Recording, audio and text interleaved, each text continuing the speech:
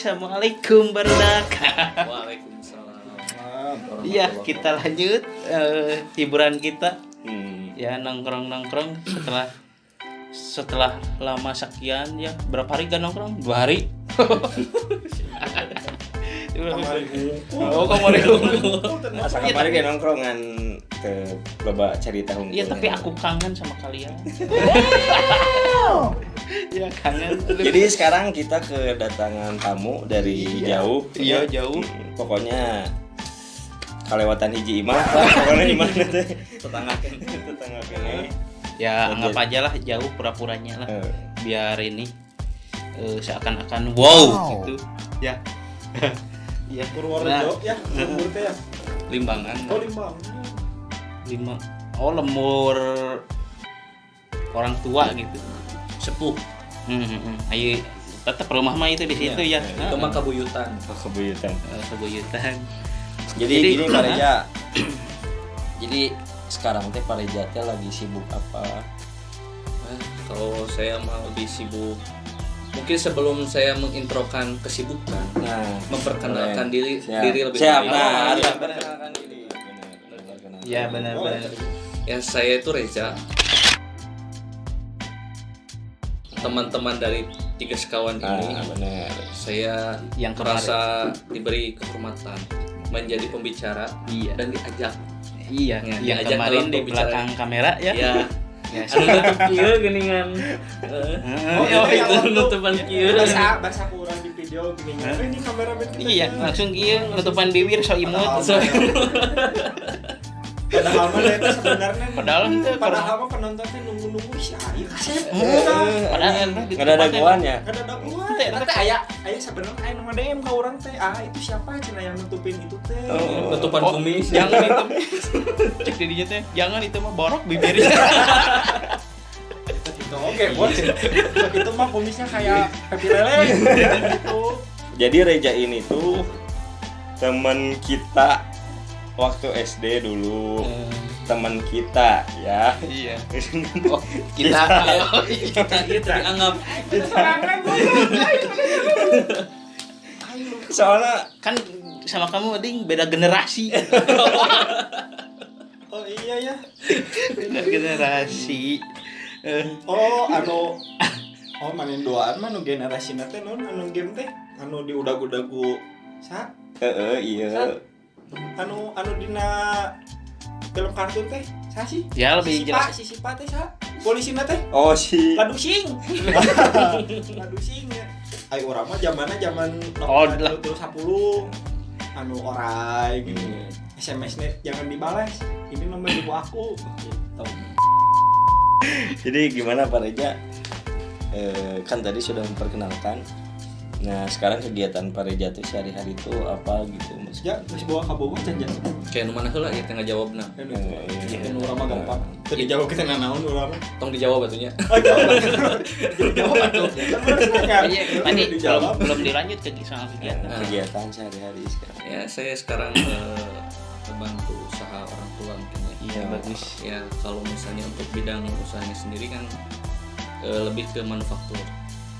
Mungkin untuk fokusnya itu ke bidang pengelasan. Jadi saya tuh tukang ngelas lah saya tuh. Nah, buat orang-orang nih yang misalkan pagarna rusak nu kada ditu Oh, itu beda. Oh, beda. Beda. Kan kumaha tah kudu dijelaskeun. High class ya, lebih high class. Jadi kalau misalnya untuk skala pekerjaan itu pengelasan itu kan cukup luas ya. Ya, Kita benar. bicaranya bukan hanya manufaktur atau fabrikasi logam membuat pagar atau teralis seperti itu. Tapi bisa juga sih ke hal-hal yang lain. Nah, kalau untuk saya itu lebih ke pembuatan mesin untuk pengeboran sumur. Oh, pengeboran sumur. Ya, nah untuk bidang usaha yang saya jalani hari ini mungkin ya dengan keluarga itu ya itu sih UMKM tapi untuk manufaktur. Kalau Fatur kan UMKM-nya tempe ya. Ya pengrajin. Kalau saya itu manufaktur yang skalanya produksi kira-kira seperti itu. Alat-alat berat ya. Bisi. Ya, parerat gitu.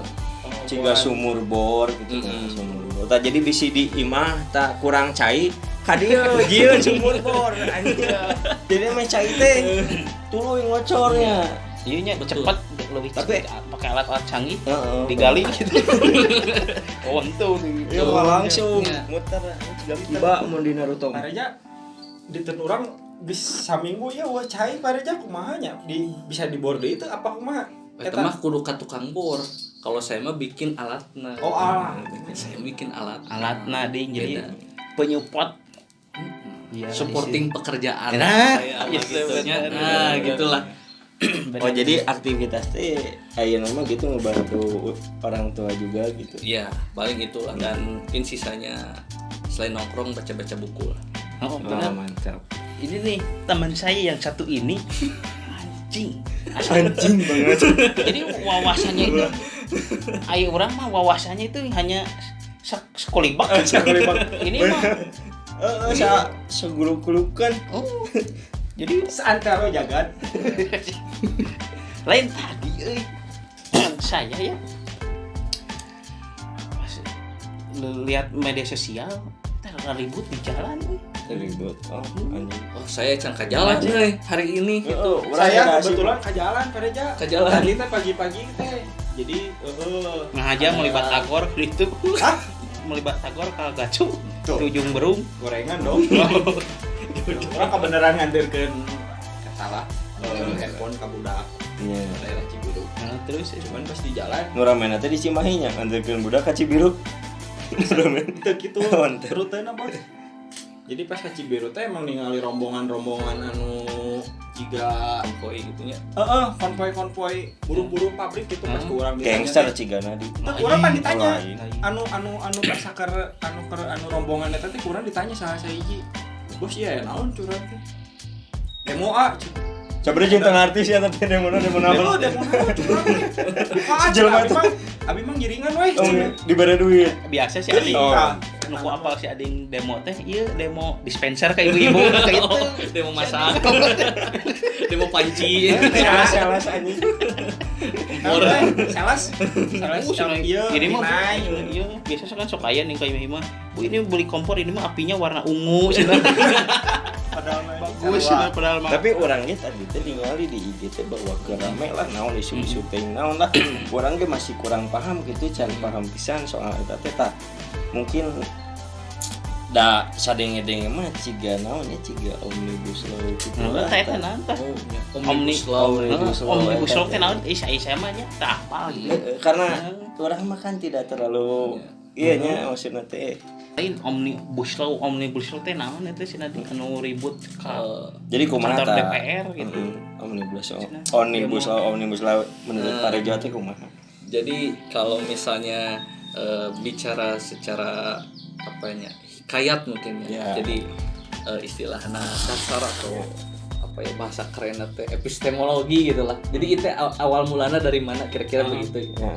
Jadi omnibus itu diambil kalau tidak salah ya itu dari bahasa Latin itu omnis. Omnis itu banyak gitu. Jadi kalau law itu hukum gitu. Jadi seolah-olah omnibus law ini satu paket hukum yang mana bisa merambah ke semua hal. Kira-kira begitulah.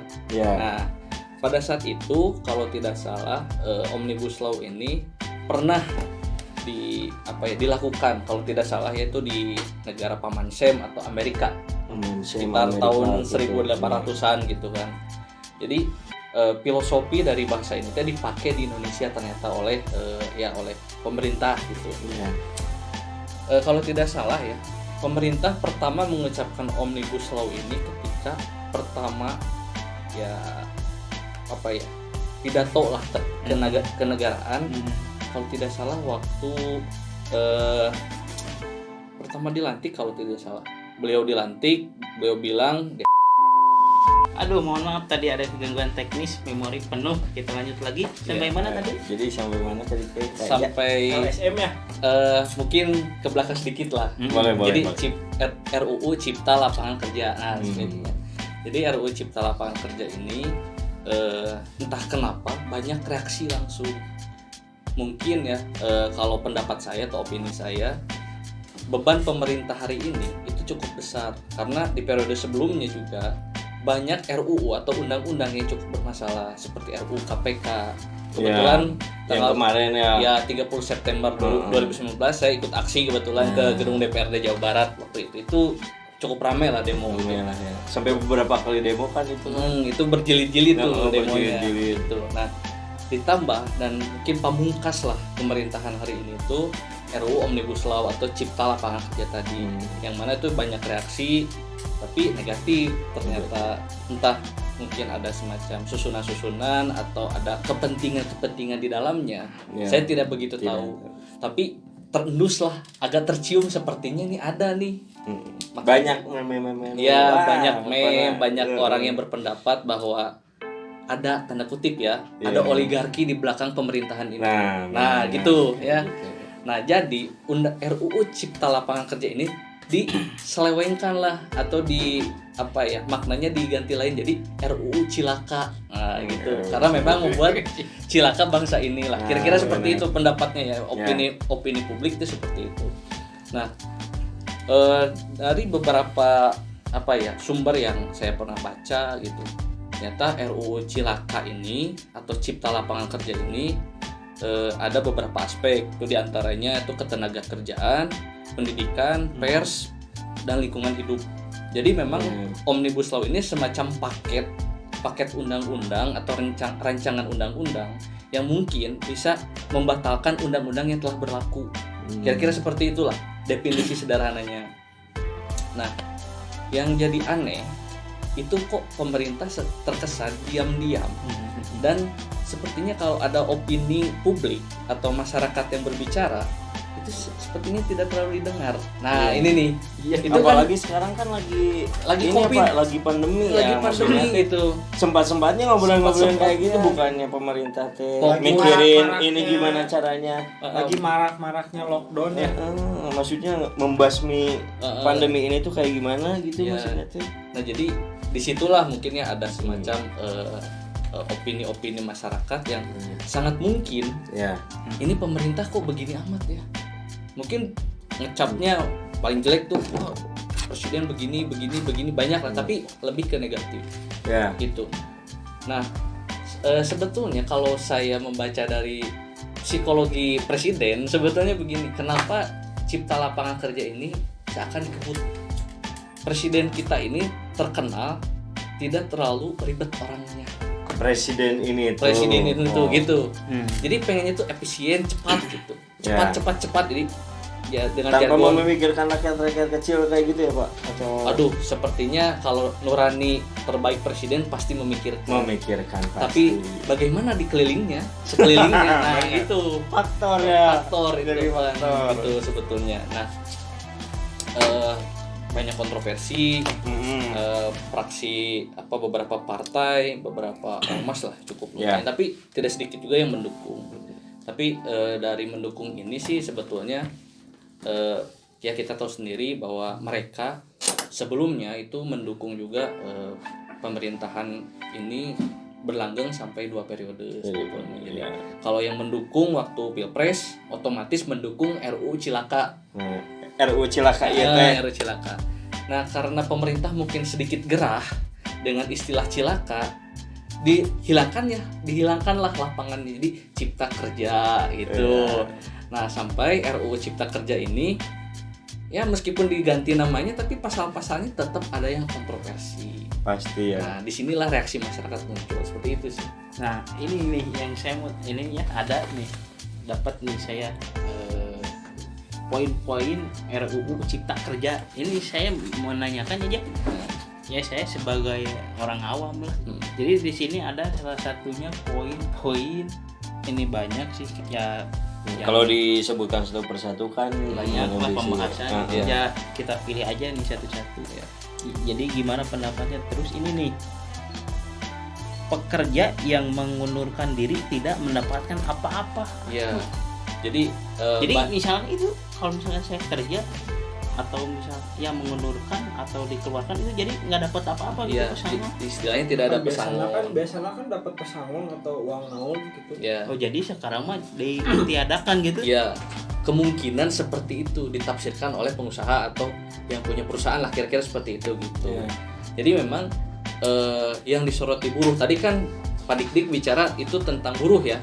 Karena kalau misalnya oleh apa ya masyarakat itu malah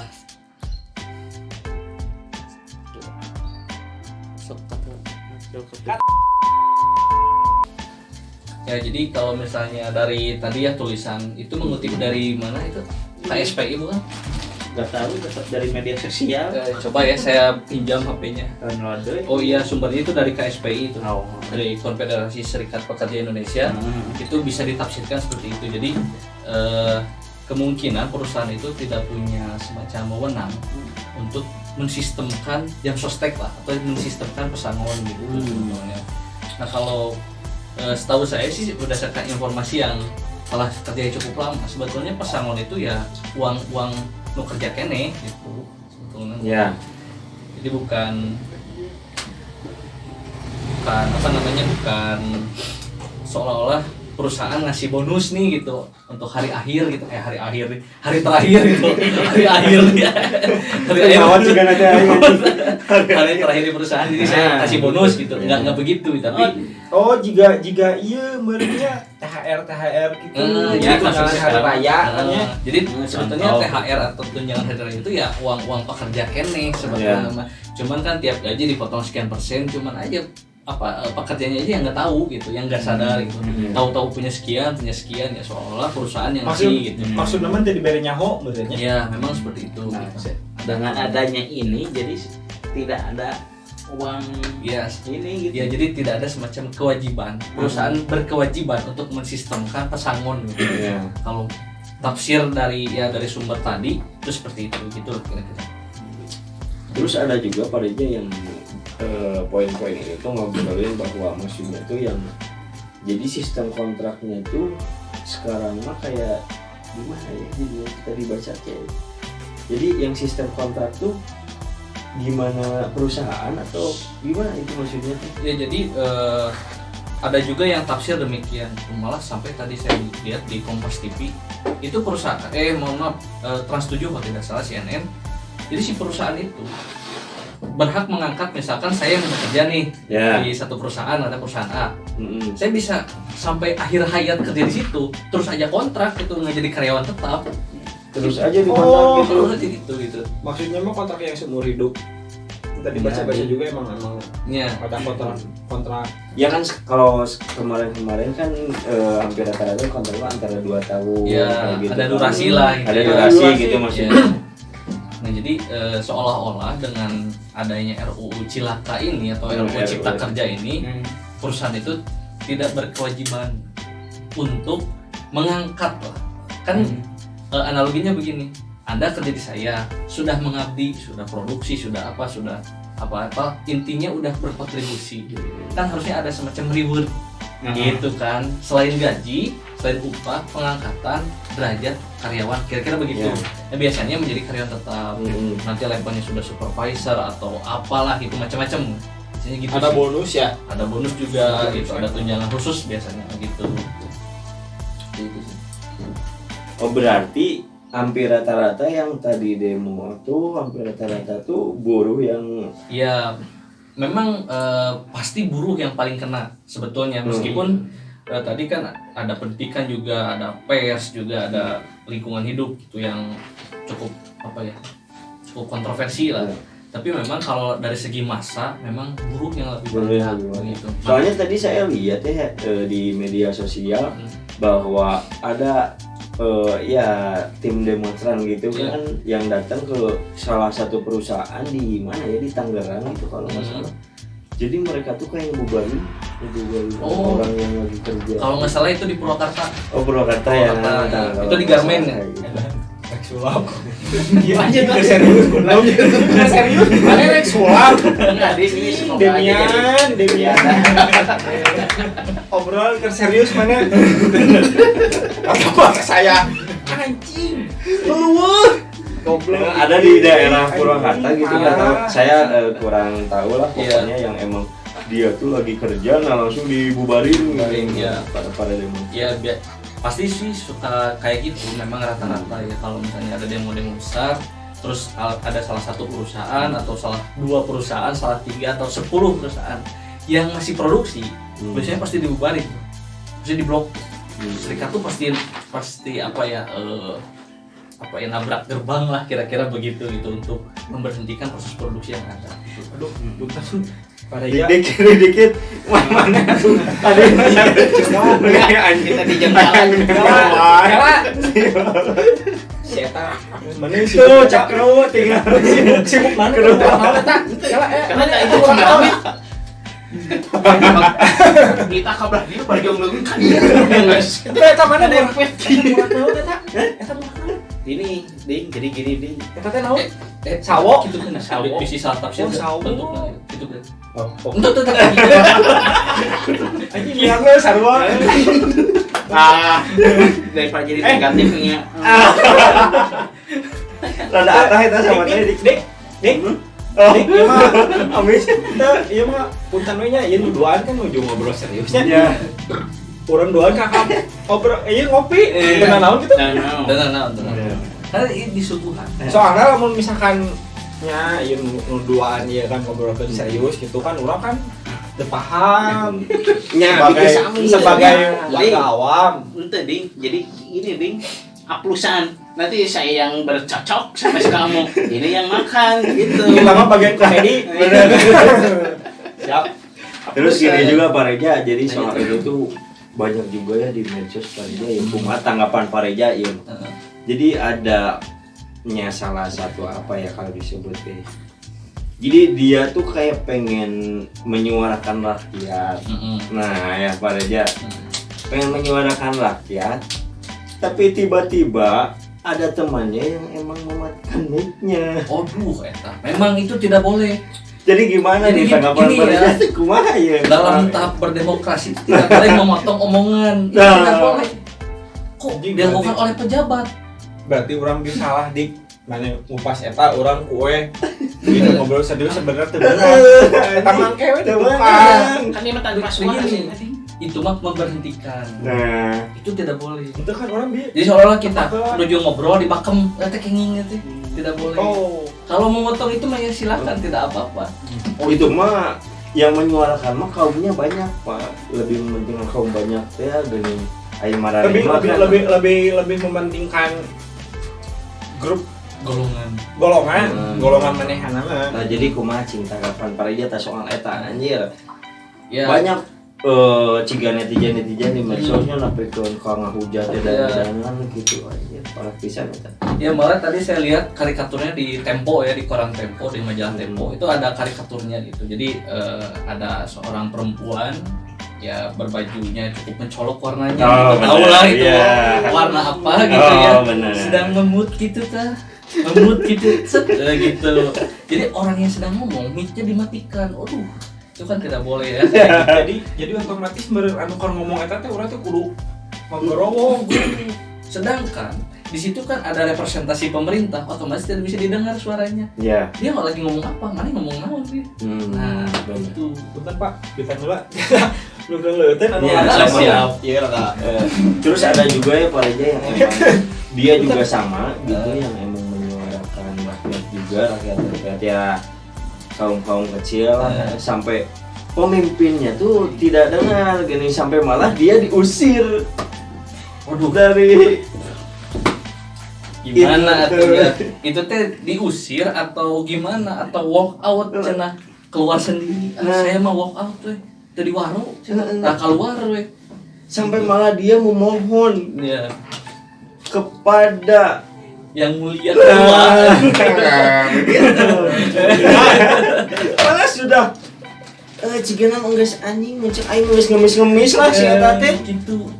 tapi cek si eta teh cenah nanti ya cenah tunggu dulu Nah, Begitu. Itu cukup memang apa ya? Saya jadi ingat almarhum Gus Dur. Melihat fenomena seperti itu tidak jauh dengan taman kanak-kanak. Sama. Jadi paciweuh teu puguh gitu. Kesannya itu di suasana di lokasi eta intinya. Entah di ruangan, entah di lapangan, pokoknya di lokasi itulah. Jadi seperti taman kanak-kanak. Malah dulu ya Gus Dur tuh pernah punya opsi membubarkan itu. Oh dulu tuh. Dulu pernah sampai ya gara-gara itu beliau diturunkan jadi presiden. Kira-kira begitu. Mana nih? Artinya. Sebenarnya orang mah kata dia oke nggak bandungan. Cuman anu serius kan hukum mana dua aja sampai ayo orang mah bagian lain ayo mah meskipun serius kita sarua dengan Nah ini. kan ayo mah sosokan lu juga nu ngerti gini. Oh ya kumaha. Enggak. Karena Ya. ini mah sedikit komedi. Ini benar-benar komedi. Jadi tadi teh kan saya tuh scroll di explore pencarian gitu aja di Instagram teh. Ya. Saboknya kumpul sama pencarian. Kamu jujur tuh anjing. Goblok. Teh lain juga anjing. Jadi kumaha tak? Nyontek Sudah Bandung. ayam memes. Tadi Meme itunya. Iya. Itu keka. Meme gitu. Jadi orang teh di scrollnya sampai ke akhir. Jadi si fotonya teh kan sampai ke 7 foto apa 5 foto itu. Terus manehna teh ngobrolkeun ieu gitu update status di Twitter kemudian di screenshot. Aku mah udah capek tinggal di Indonesia. Pantesan Krisdayanti mau nikah sama Rolemos. Eta teh maksudna kumaha aja. mungkin kieu nya karena setahu saya Rong Lemos itu bukan orang Indonesia ya. Oh, NTT ya. Ya NTT. di negeri tetangga. Tidak bukan NTT itu bagian Indonesia kan nih. Di negeri Oh. tetangga gitu. Oh jadi nyebrang nyebrang dikit lah gitu. Ya. Dikit Oh. set gitu lah pakai perahu gitu. Nah, di perahu. situlah dia teh. Jadi mungkin kadek teh geus lieur meureun jiga nama mantap Jeung menikah. orang lokal mah. Nya, Berenang. atau bukannya orang lokalna yang kahirupanana Oh, yang kehidupanana. itu jadi di Indonesia mah gitu Gitu keneh. gitu kene teu gitu sebenarnya kieu gitu lamun misalkan si Krisdayanti kawin masih kene hubungan jeung Mas Anang gitu nya. Sultan, Bos. Dari loba tapi dia raja minyak tuh jadi mana nu sultan gitu kan dia pas sultan nah enak mah Cuman Raul Mas mah tidak dianya naon Ente pamer. sebenarnya teh nyen konten juga di urang itu. Bahasanya aduh eta bisi. Oh iya, aku lupa. Maaf. Mix nih, ada mix. Ini yang membuat saya ini nih, aduh, Kumaha apa dik? Pak Didik, campur sebentar ini. Pak Didik ngobrol. Saya ngopi dulu. Ya. Ini Ya. nih yang membuat saya susah tidur. wah sama Pekerja yang di PHK karena mengalami sakit berkepanjangan, mengalami cacat akibat kecelakaan. Ketika di PHK tidak lagi mendapatkan pesangon. Itu bagaimana? tah eta memang tong boro ada ya ima pengalaman kawan saya kebetulan ya Ya. tong boro aya undang-undang cipta kerja memang ada beberapa oknum perusahaan yang masih nakal. Adalah kawan saya sampai cacat mungkin seumur hidup lah. Kalau saya bilang gitunya, seumur hidup gara-gara kecelakaan kerja. Ya. Ya dia hanya diberi apa ya semacam pengobatan untuk ke rumah sakit saja gitu. Jadi nggak ada semacam biaya saja padahal kalau tidak salah ada semacam mekanisme kalau untuk kecelakaan kerja itu sebetulnya banyak faktor. Tapi yang jelas kan di mana dia bekerja di perusahaan kan otomatis perusahaan yang bertanggung jawab. Nah kadang pertanggungjawaban perusahaan terhadap karyawan itu ya apa ya kalau di kita ya kita bicara oknum ya ada yang memang abai gitu. Nah itu oknum tuh hanya sebagian kecil gitu. Nah kalau misalnya tadi menurut sumber yang Pak Dik baca ada semacam statement atau definisi dari undang-undang seperti itu, otomatis semua perusahaan di Indonesia berlaku demikian. Nah itu lebih bahaya tuh. Iya. Jadi saya mau merang-maring takut. Nanti salah ngomong gitu nya. Takut lagi ngobrol-ngobrol gini di gini ya. Jadi seperti yang kamu bicarakan tadi ya. Anjay. Kamu Kamu apa lagi? Jadi seperti yang tadi kamu bicarakan ya. Jadi jangankan roromeheun penyakit jangankan penyakit berat. Jangankan penyakit berat roromeheun juga nggak ditanggung sama perusahaan mungkin gitu. maksudnya. kita betis romekeun kita da mah di sawah di Bisa kuieu gedang-gedang. Gedang-gedang eta romeheun. Sebenarnya roromeheun teh bukan karena emang kerja di pabrik atau gimana ya. Di sini juga kita bisa lah roromeheun karena mungkin gak pakai Di sendal. merek nanya di bahasa Indonesia na roromeheun naon? Kulit pecah-pecah. Ya, tapi ada obatnya, Bos. jika tidak obat eta Iya, yang ada di TV-TV itu yang mengobati Roromeheun. Kulit pecah. ini cokororomeheun. Oh. Ada itu obatnya teh salep kalau nggak salah. Salep apa gitu. tapi tong salah loh roromeheun itu baik sebetulnya Baik. bagian dari interaksi manusia dengan alam cirina teu make sendal. Bener. Bener-bener. Biasanya gitu, lo banyak pasti Batur mah, aya orang mah ada meroro layangan anjing. tapi antal yang alam kan. Jadi di sepatu, tadi sendal. Tapi halusnya itu. Dik tapi masih mau rolang layangan. Masa Tuh, saya ngaduk kene sih dia. Mana masuk ini di luar? Oh, ngesen teh. Pensiun. Pensiun. Orang masih banyak kegiatan, Pak. Jika sare kan tadi bilang Kegiatan. di program apa. Ya emang sebenarnya emang sare oge kegiatan kesehatan untuk tubuh kebutuhan. Jadi nanti kieu pareja jadi soal menanggapi demo tadi. Jadi menurut pareja teh kumaha apakah do dilakukannya teh baik atau emang kumaha tah menurut pareja teh gitu maksudnya. Sebetulnya sih kalau pendapat saya ya terlepas dari apa ya namanya kejadian undang-undang atau ada momen apa gitu ya. Iya. Tapi ini mah lebih kepada ekspresi gitu, bahwa demokrasi itu menyimpan prasangka, sangkaan itu sama, nilainya itu sama gitu. Jadi nggak ada semacam oh ini harus begini harus begitu gitu. Kan tapi ada beberapa pihak yang mendikte bahwa harusnya itu seperti ini. Enggak. Demokrasi itu semua orang berhak berpendapat, berhak berserikat, bersuara macam-macam begitu ya. Karena itu apa ya sudah senafas lah dengan Pancasila gitu, kira-kira seperti itu. Nah kalau misalnya saya menyikapi yang aksi gitu ya, yang demonstrasi, karena saya pun pernah mengalami demikian, itu bagian dari hak suara saya. Terlepas dari apakah biasanya kan kalau DPR tuh begini, representasi DPR duduk di parlemen atau di gedung legislatif itu kan membawa suara rakyat, seolah-olah begitu. Suara kita lewat Bismillahirrahmanirrahim, saya mencoblos orang ini dan saya mendoakan seolah saya mendaulat orang ini untuk mewakilkan suara saya di parlemen, kan begitu. Tetapi kita tidak bermain dalam aturan politik demikian. Yang penting kita semua sama manusia, merasa iba dengan kondisi bangsa ini, merasa ada semacam oh negara ini seperti ini ya, kita berhak menyuarakan pendapat kita. Jadi pemerintah punya mekanisme dengan undang-undang, nah masyarakat punya beropini gitu, berpendapat, demonstrasi, aksi atau apapun dari medsos atau gimana lah platform caranya, yang penting itu tersampaikan, kira-kira begitu. Setidaknya kalau dari teori demokrasi gitu ya, ada istilah check and balances gitu. Jadi ada semacam menyeimbangkan bagaimana pemerintah buat kebijakan, tapi kita masyarakat mencoba mengkonten itu. Tapi karena apa? Kalau misalnya kita membiarkan ini pemerintah atau rejim seenaknya, dan kita pernah terjadi 32 tahun yang lalu. Mohon maaf, ya sekitar tahun 98 ke belakang lah, hampir 32 tahun berkuasa, itu kita seperti itu, suara masyarakat tuh dibungkam gitu dengan ya cukup represif lah kira-kira kan, yang macam-macam lah cerita gitu. Ya ini ada kameramen kita nih, mau ada unek-unek. Apa pertanyaan apa? Ini ada yang mungkin ikut berkomentar.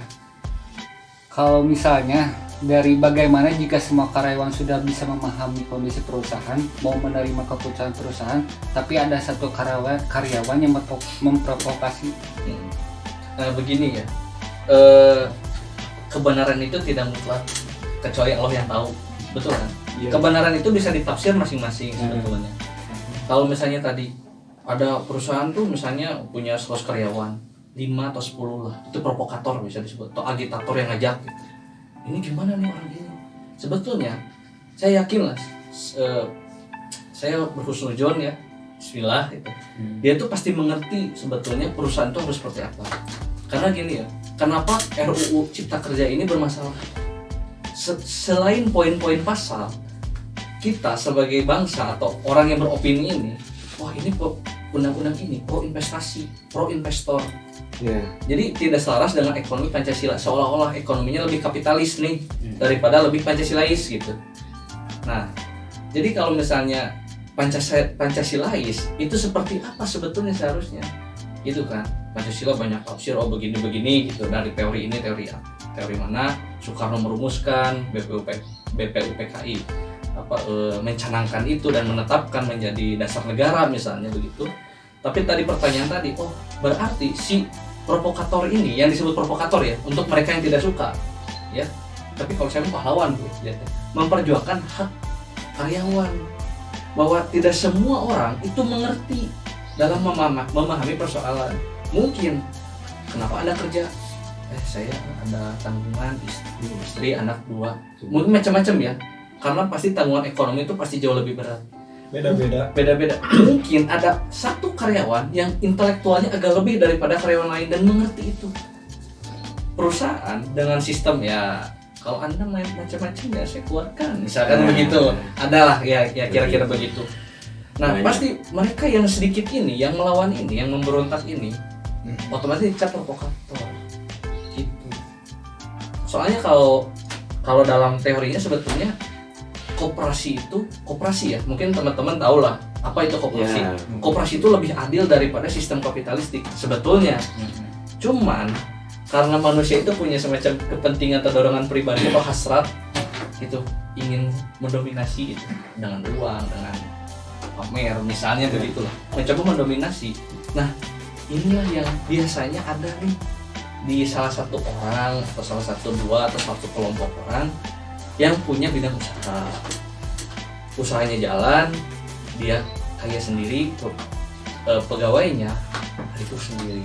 Nah, kapitalis itu begitu biasanya. Lebih mementingkan diri sendiri. Iya, self interestnya itu lebih besar. Ya. Kalau koperasi itu kepemilikan bersama gitu. Kalau misalnya kita bicaranya agak lebih kiri, konsep yang biasa nih bulan September suka rame komunis itu memang menciptakan semacam sistem koperasi loh.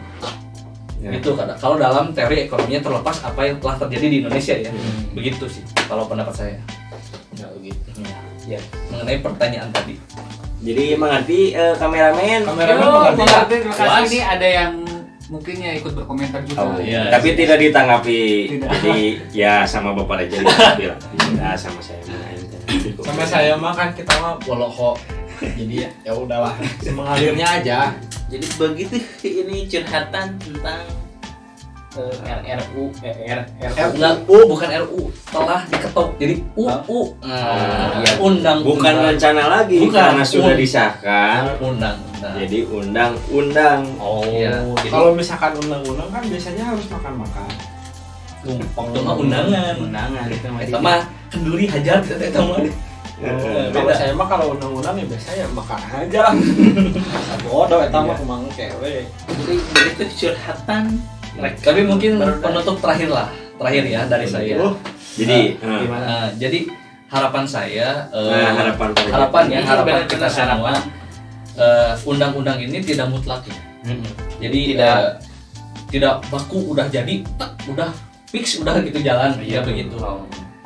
Saya ya cukup banyak lah beberapa elemen masyarakat kayak LSM gitu ya, atau lembaga bantuan hukum atau siapa gitu yang coba meninjau ulang judicial review istilahnya, datang ke Mahkamah Konstitusi untuk debat dengan representasi pemerintah. Kenapa ini seperti ini? Itu memang tiap undang-undang tuh pasti ya adalah semacam apa ya, keanehan gitu, agak melenceng. Nah, jadi jomplang. Nah, tadi dengan teori demokrasi ini, nah orang yang bertanggung jawab non pemerintah ya, bukan dalam kepentingan politiknya, mencoba datang ke Mahkamah Konstitusi untuk meninjau kembali secara aspek hukum apakah ini sudah cocok atau sudah layak diterapkan di Indonesia, kira-kira begitu. Jadi begitulah curhatan tentang yang sedang yang lagi rame gitu ya, yang sedang viral seperti Mang Ade Londok. Ikan hiu makan tomat. Thank you very much. Thank you so much. Oh, iya.